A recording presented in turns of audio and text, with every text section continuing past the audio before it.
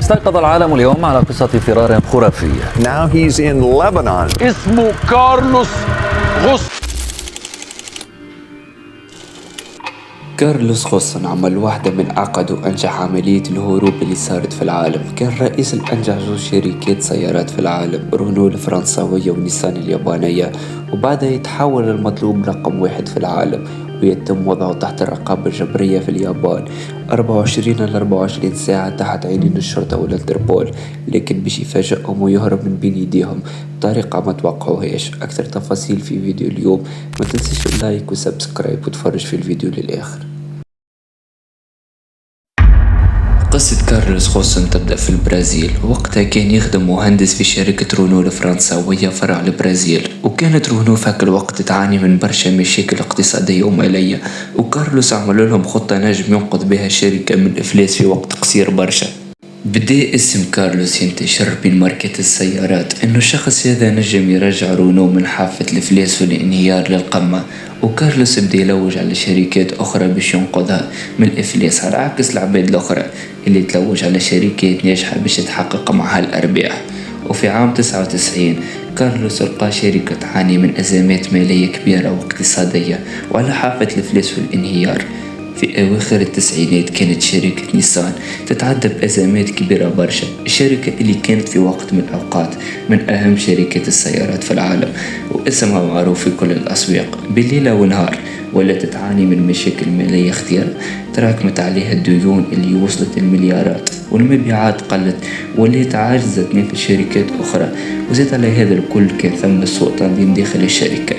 في نفس العام صار تحالف مهم بين نيسان ورونو على يد كارلوس غوسن، وكانت مهمته ينقذ نيسان من الانهيار بأي طريقة.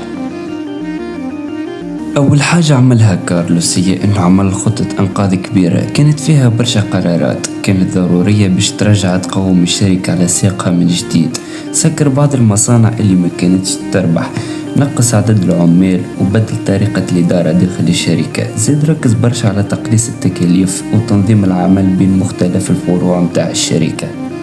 ومن أهم الحاجات زادة اللي خدم عليها كارلوس هي تطوير سيارات جديدة تكون جودتها عالية وتنجم تنافس بقوة في السوق العالمية. ومع مرور الوقت بدأت النتائج الإصلاحات تظهر، المبيعات بدأت ترتفع، الأرباح رجعت للشركة، والديون بدأت تنقص تدريجيا.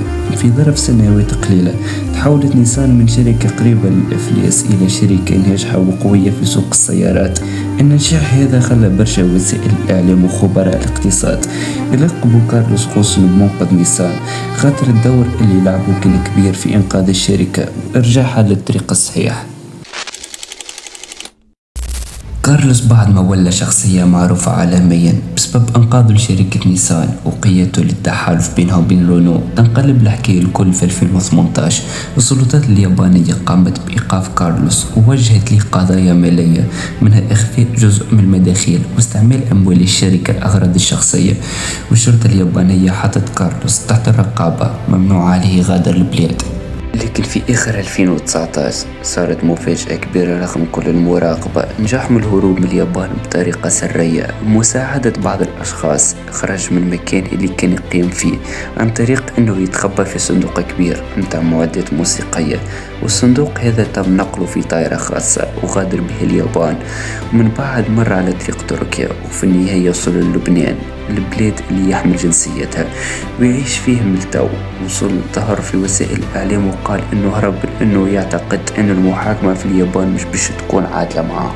ياباني قد يكون متواطئ مع شركة نيسان من أجل استهداف كارلوس غوسن. جابانيك هيدي من زمان الناس عم تشتكي فيها، إنه بس تروح على اليابان إذا كنت أجنبي في عندك كواليشن ضدك يابانية، تحالف ياباني لأنك غريب. لك معلوم ما هيدا اللي كل الناس اللي عم تشكوا فيه. أنا أنت 17 سنة كنت رئيس نيسان كنت شوف هالاشياء، بس ما كنت مفكر قد ايه هالاشياء، وما كنت ابدا شاكك انه نظام القضاء الياباني فاسد بهالشكل. بس وقعت بهيدي انا مش معقول، يعني انه مش معقول واحد ينجي منها. بعدين انا عم بحكي عن حالي، بس انا حالتي بعدها محمولة، بس ما تنسى انه في عشرات الالاف الاشخاص. قصة كارلوس عملت ضجة كبيرة في العالم، خاطر نادر برشا تصير انه رجل اعمال عالمي يهرب من بلاد لبلاد ومن وقتها وليت لحكاية هروب كارلوس غوسن من أشهر قصص في عالم الهروب. وصحيح في العالم صارت برشا عملية هروب سواء إن كانت من بين يدين الشرطة ولا من الحبس، لكن عملية الهروب اللي حكيتها في فيديو اليوم اعتبرت أغرب عملية هروب صارت في العالم. تخيلوا معايا رجل من أقوى رجال الأعمال في العالم، رئيس شركة نيسان رونو، فجأة في 2018 يتوقف بتهم مالية ويتحط تحت الإقامة الجبرية في طوكيو، ممنوع يخرج ممنوع يسافر، كل حركة يعملها محسوبة. يجي تاريخ ديسمبر 2019 في ليلة عادية كارلوس غوسن يختفي من اليابان بطريقة سرية، وفي الصباح العالمي يفيق على خبر قلب الرأي العام في اليابان. كارلوس غوسن وصل لبيروت وخلى تساؤلات، كيفاش هرب، كيفاش خطط الهروب. وفي فيديو اليوم أحكيت كل شيء اللي صار.